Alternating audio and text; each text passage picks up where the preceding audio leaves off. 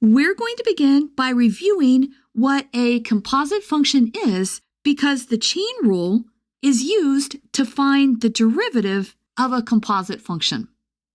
I've written down here 3 examples of composite functions just so you can get an idea of what they are. We have the square root of 1 plus x to the 5th. We have 2x cubed plus 5 raised to the 4th, or then a trig function such as sine of tangent x. A composite function is a function composed of 2 or more functions. If it has 2 functions, you have an inner function and an outer function. And then say if it has 3 functions, you have an inner, a middle, and an outer function. You can think of a composite function as an M&M.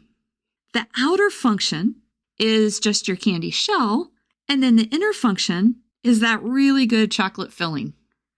A composite function, capital F of x, is written as f of g of x, and there's 2 ways to notate that.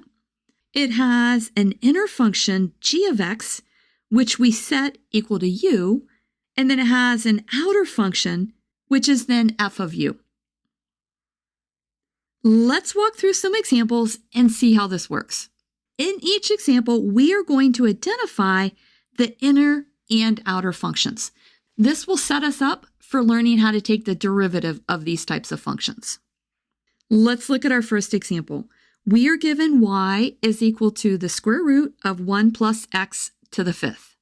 Our inner function is what is inside the square root, and we set that equal to u, and that's going to be 1 plus x to the 5th.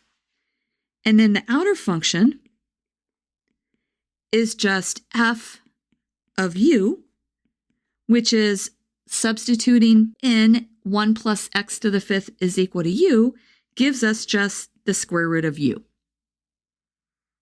Let's look at our second example. This example is y is equal to the quantity 2x cubed plus 5 raised to the 4th power. Our inner function, we are going to again set equal to u, and it's whatever is inside the parentheses, which is 2x cubed plus 5. And then our outer function, we set equal to f of u, and substituting in u is 2x cubed plus 5, we just get u to the 4th. Let's look at one last example. This one's a little bit different because it has trig functions.